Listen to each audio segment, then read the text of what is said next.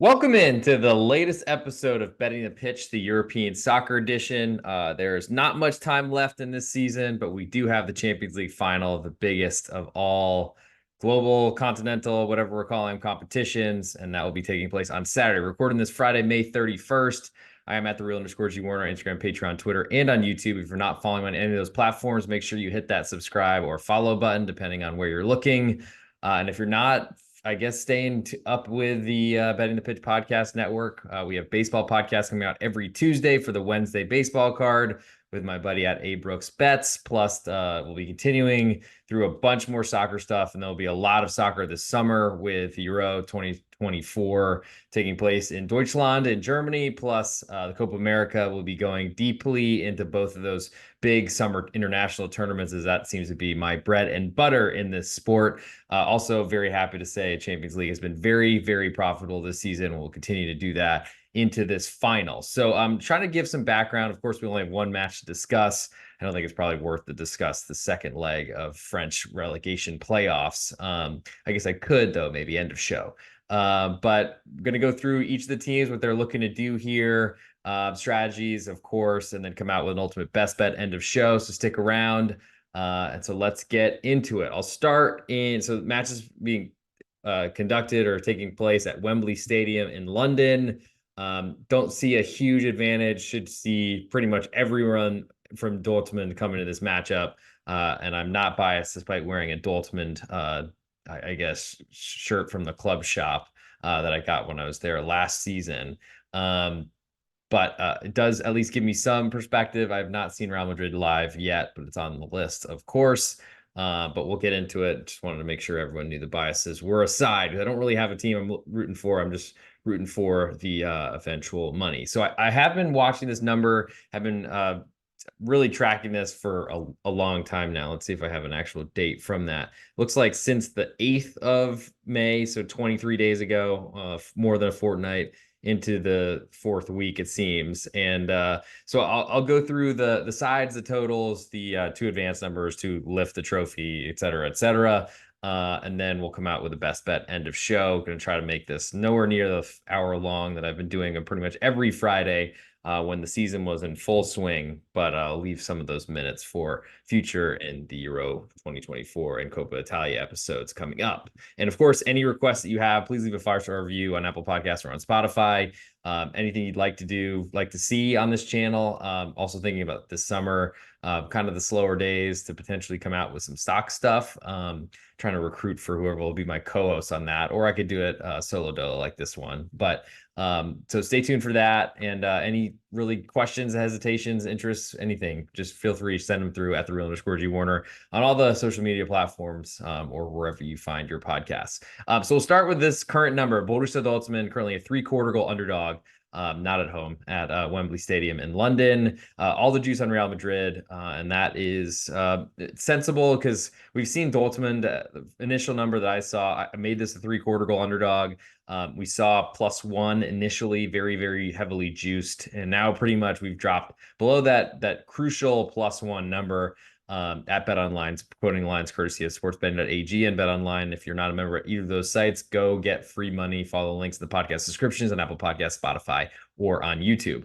It makes sense to not hang at +1 for a long time. Instead, put the juice on the other side because there's a very low push risk at 3/4 of a goal. You can't push. You can push a portion of the bet. But if you stay out there at +1, I think you are taking a lot of risk that you've been collecting all this money and then Real Madrid win by a goal. And then all of a sudden that money returns to both sides. And BetOnline is sitting there like, well, what did we even do this for the last 3-4 weeks? So I think we'll eventually see this number come back towards +1 that we initially saw. I think that was more of a safety net just in case to see if Real Madrid money would come in and push that higher. But clearly some Dortmund money has hit. Usually I would expect underdogs to be bet late. Real Madrid being the far more popular club across all of the world should be the side that's catching money, and they're the better team according to the goal spread. According to, I think everyone would say that Real Madrid are the favorite. But crazy things happen in finals, and we need to be prepared for all type of alternatives or I guess other events to occur. So when I look at Borussia Dortmund, I'll start with them as I'm wearing their shirt.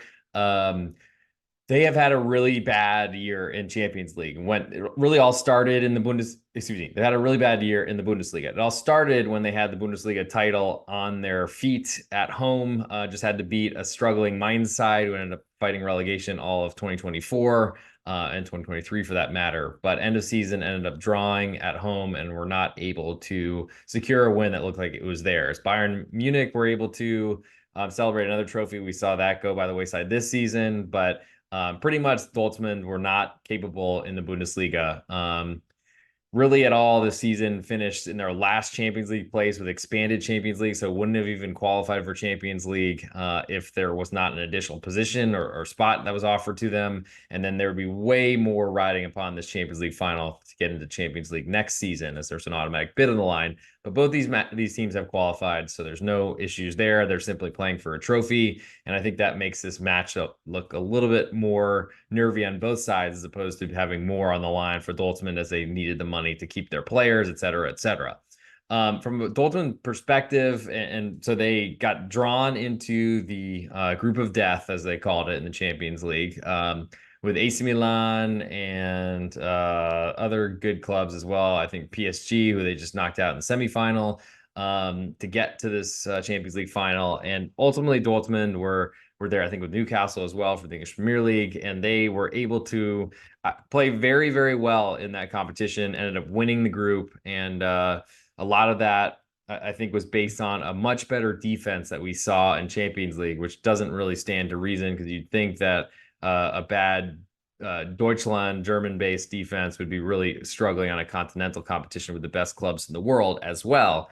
But that didn't really happen. So what I think Dortmund in the league, they're pushing so far forward to win matches that it's a different type of setup in Champions League, where they can be a lot more conservative. You don't have to win every match, less pressure. That means you can really play an actual defensive brand and not put your defenders on an island, where unfortunately for Dortmund, they don't have good defensive players, at least not on a high level. No pace in the Mats Hummels 36 or so year old legs, which I guess is, I'm close to that age, so maybe that's me too, but I also am not lacing up my boots, as they would call it, every weekend.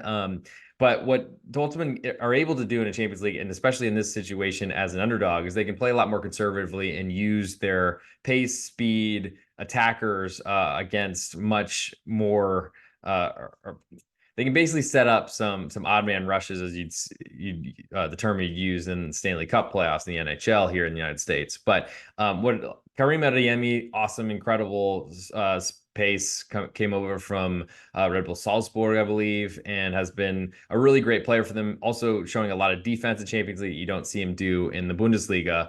Probably because of strategy. I don't think that's a lack of effort type of thing, but not sure about him starting. There's a lot of questions in the Dortmund lineup. I think we'll see I think definitively Niklas Füllkrug, their big striker, who really scored a ton of goals for Bremen in 2022-23, and then has kind of done similar things for Dortmund, not at an incredible rate, but he's their goal scorer and has played very well in Champions League to get them to this spot. I think he's locked in or nailed on, as they'd say in English football type of coverage. But then I also would expect Jadon Sancho to be there as well, and after his return or falling out with Manchester United.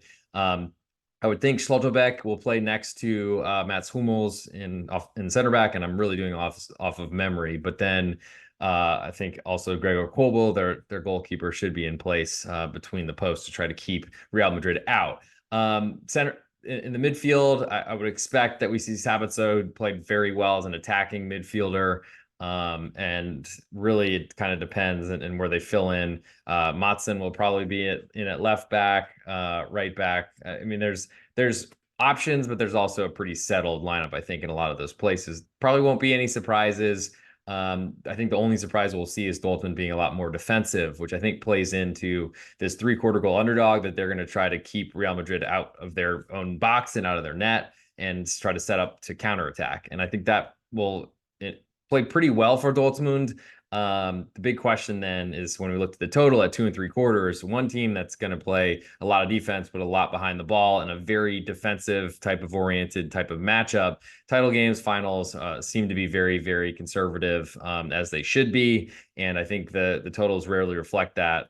We saw a lot of overs in Champions League in some of the rounds, but also plenty of unders. And I think it's a more of an under competition because it's really good big name attacks that get bigger totals than they should based on the setups and how defensive some of these teams prove to be.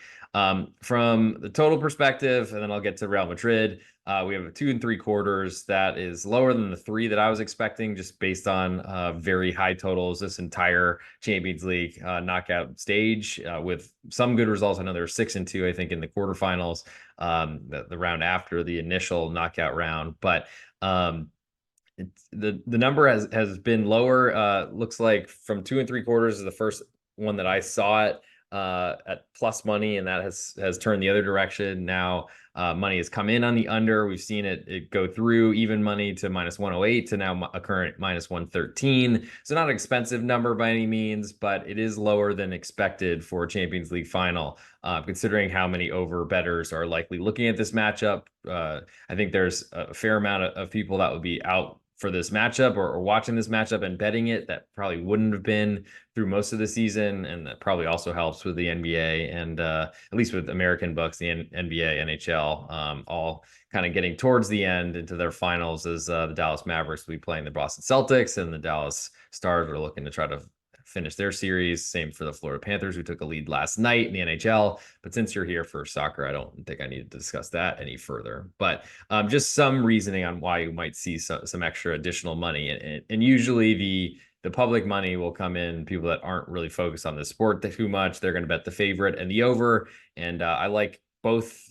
I'm anti both of those leans, as anyone who follows this soccer podcast will know.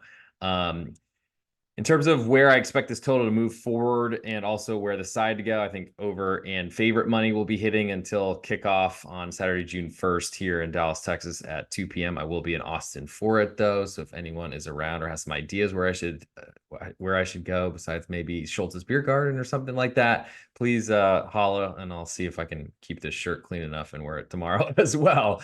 But so pretty much I've already kind of given an idea where I expect this number to move. So if you are a Real Madrid backer, I think you probably want to look into playing sooner rather than later, especially to lay a 3/4 of a goal instead of a full goal, because then you're really looking for a lopsided victory. It's hard to do. If you're an over player, I mean, we've seen under money hit, and this number has been falling, but not sure that we're going to see a 2.5. Though if we do, I don't think that would keep me away from an under lean. And here's kind of why I'm looking in that direction. Real Madrid, their strongest or their best type of style is a counterattacking style. But I've already said that Borussia Dortmund are going to try their best to play a counterattacking style as well. So if two teams are going to play to try to defend the other, that certainly points to a lower expected goal tally, which I think plays directly to under. But I think it also will impact the favorite and big favorite here in this matchup. I mean, we saw, I think, Chelsea and Manchester City, I think their quarter goal favorites were Manchester City a couple seasons ago in the COVID year, if I remember correctly. Don't quote me on that. I could be wrong. But then I know Inter Milan, who I thought outplayed Manchester City in Manchester City's first Champions League trophy success. I feel like that was a 1 1/4 goal underdog, which was a match that Inter Milan should have won, and that was an easy plus 1 1/4. It was never, ever, ever looking like a lopsided match, and honestly felt like the Italians should have won. But regardless, I think 3/4 is still a pretty big number and certainly reflects the success that Real Madrid have had in this competition and lacks thereof for Borussia Dortmund. But also, this will be for the 15th title. You could argue that will help Real Madrid because they've won it before. But in reality, not a lot of the players on this roster have done it. Plus, we have an incredible revenge game, or at least a battle of two of Jude Bellingham, the top scorer from Real Madrid, and one of the best players in Dortmund's probably history, now getting to play his former side that he left just this season. In the Champions League final, probably be a good type of environment for Jude and his clan. But I think ultimately, two teams that don't want to have much of the ball. Eventually the ball is going to have to be won by someone. There will be a battle for possession. And what I found is one of my strategies in soccer is betting against lower possession favorites, just because it's hard to create a ton of chances in XG if you're living on a counterattack. I think that all plays in the direction of Borussia Dortmund. Basically, I think the disaster here for Dortmund is they fall behind early, which you could say in any sort of competition. But ultimately, Real Madrid, they're not trying to win this match 2-0. They are trying to win this match, and that is simply it. I think you see a lot of conservative play by whoever's leading late in this matchup, if there is a lead. And if we're drawing, then of course the +3/4 looks great, as does an under 2 3/4, because I feel like a 2-2 type of result is fairly unlikely. Real Madrid, they're at their best, like I said, in the counterattack, using their pace from Vinny Jr. and Rodrigo. I don't think that we'll see Joselu Mata starting up top, though that certainly would add a focal point and make them a little bit stronger on the wings. Could see a diamond up front with Joselu, and then also Vinny Jr., Rodrigo, and then Bellingham sitting a little bit behind. But I feel like we'll probably see the striker come off the bench in Joselu. And so that means that likely this will be, I think, a lot more setup for I think the wingers won't really defend as much, track back for Real Madrid, but in Champions League final, we could see that. And I also feel like without a designated striker on the pitch, that means more midfielders, more battle for possession, and I think less goals, really. So those are my biggest interests. I think are Dortmund, the quarter or 3/4 of a goal underdog, but I'll certainly be waiting for +1. And I like the under 2 3/4 before I move to the to lift the trophy number, which I can discuss. So I've been tracking it since the 8th of May, as I said. Not sure that was as early as I meant it to be, but c'est la vie, we're here. In terms of where that number has moved, so initial number that I saw was Dortmund a +280 underdog. They're now +260. So that's a drop of about 8%, 7.69 nice percent. Real Madrid have fallen from -350 to -325. So those numbers have been moving in lockstep, as you would expect. And maybe good because the margin hasn't increased, at least as people are betting Dortmund and are believing a little bit more in that underdog, which you probably see because ultimately at a +260 price, I mean, you're looking at, I mean, a 28% likelihood to win Champions League final and lift that trophy for Borussia Dortmund. You've seen some money come in on the underdog and also on the under as well, which probably suggests that there's some money out there that's expecting a closer matchup, especially because I think in most of these competitions you'd expect underdog bettors to wait till the end, especially. I mean, you could see that's why they took the +1. It gobbled it up as much as they could, but I would expect +1 to still be available, maybe even a very juiced +1. But as I said, I expect Real Madrid money to flow in until kickoff on June 1st. I think in general, though, if you were playing Dortmund, I would to win this, to lift this trophy, I would, as my normal strategy is wait on underdogs and play favorites immediately. I would still continue to do that. If you like Real Madrid, I would probably play the -325, as I expect that to climb more on Saturday up to kickoff. But then again, if you see numbers coming in the other way, then that tells me there's a lot of Borussia Dortmund money coming in, and that would certainly make anyone leaning towards the under or the underdog I think a lot more correlated, and of course make you feel a lot better in those type of scenarios. So I'm not sure if there's much more for me to cover. I've gone through kind of the strategies here for Real Madrid and Borussia Dortmund. They're both very similar and alike. Don't think they're very unique either. I've talked about how that will impact the expected goal tally, and that's usually how I think most people grade their wagers. They want the side that has the more expected goals, or if you have an underdog, at least less than the spread would suggest. And you want a low tally for playing under, high tally for playing over. Of course, those don't always talk about everything, or they don't always get explained fully by XG, and you have own goals that don't count, and a lot of things of that nature. Penalties are worth 0.77 in the Bundesliga. I think worth a little bit more in other leagues, so it depends on how it's all calculated. But for the most part, I think I've given my thoughts on the Champions League. So might as well, while you're here, if you're not a member of my Patreon, check it out, patreon.com/real_G Warner. If you're not subscribed to the Betting the Pitch podcast on Apple Podcasts or on Spotify, please do so. Also leave a 5-star review, huge for the search rankings. And if you have any questions or things you'd like me to cover in the impending stock chat that's coming in, thinking about a name for it, but I want to make sure no one's taken it yet before I come out and say Betting the Pitch when all of a sudden the podcast podcast wasn't even available on Twitter, so I'm at the pitch betting there. Yeah, baseball stuff, please feel free to come in with that, and A Brooks Bets will act out whatever you'd like. If you throw a 5-star review in there, ask a question, or like him to do interpretive dance, he's already volunteered, so he's locked in. Still planning an NFL podcast. Was thinking about possibly doing it in Austin this weekend live at A_Schnicker. But unfortunately, he is off celebrating someone's nuptials in Houston. So that will not be happening yet. But soon enough, we will, with win totals and, of course, with Super Bowl odds and stuff, more out and about, especially to get closer to training camp.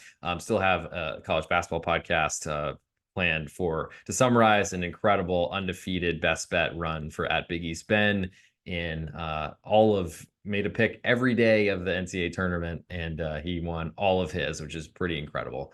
So we'll summarize that, talk about transfer offseason stuff, and potentially looking at futures as we get a little bit more stability in rosters, because that's probably the biggest thorn in any college basketball bettor's side right now, is figuring out what player plays for what team and how motivated are they based on their NIL and such. That's a new wrinkle to sports betting. That's why we love it. And so I guess it's probably time for me to get into an ultimate best bet. So let's make sure my camera is ready. If you're not following on Instagram or on YouTube at @the_real_G Warner, it's best spot to get full videos if you're on YouTube, but also you can get the minute version in this reel type of style. Just get a minute, especially this one for one match. It's probably the best you could have, or maybe the best intro to following for reels or for shorts, because this is going to be quick and dry, quick and dirty, as I've somehow been rambling for 21.5 minutes already. But I guess it's time to get into it. So let's do it. This is the @real_G Warner on Instagram, Patreon, Twitter, and on YouTube. This is the ultimate best bet for the Betting the Pitch soccer podcast, covering European soccer, the top 5 European leagues, and of course, all the continental action. As you can see, I'm in my Borussia Dortmund shirt, bought at the team store a couple seasons ago before the Revier Derby with Schalke 04. We are currently talking Champions League today. Thank you for all the support across all the various platforms at the @real_G Warner. Of course, if you're not a member of my Patreon yet, check it out, patreon.com/real_G Warner, the best spot for all my plays, leans, write-ups, everything across all sports, including an incredible baseball run that I've been having lately. Slow start of the season, but we are hot right now, trying to keep that going on the soccer pitch as well. So for this Champions League final, my biggest interests are Dortmund, a 3/4 goal underdog, and also under 2 3/4 goals in that matchup. I expect over in Real Madrid money to hit, so I'll be waiting for +1 on Dortmund, but I will be playing under 2 3/4 and selecting that as my ultimate best bet for this episode. Thank you for tuning in, and I will see you all very soon on Copa America and Euro 2024 broadcasts, plus Major League Baseball Tuesday night coming out for Wednesday's card with that A Brooks Bets, and then plenty of other podcasts coming down the pike, including Sock Chat. Tell me now if you want options chat. I used to run an options product for a high frequency trading company in New York. If you'd like more SMH or chip plays, because those have been, I think, the biggest hit on my Patreon, patreon.com/real_G Warner. Get everything, a little bit of everything, just all investment advice, just trying to make our $1 into 2. I will talk to you all very soon, and thank you for the support all season. Stay tuned for more. We're not stopping. You can't quit. I ain't leaving.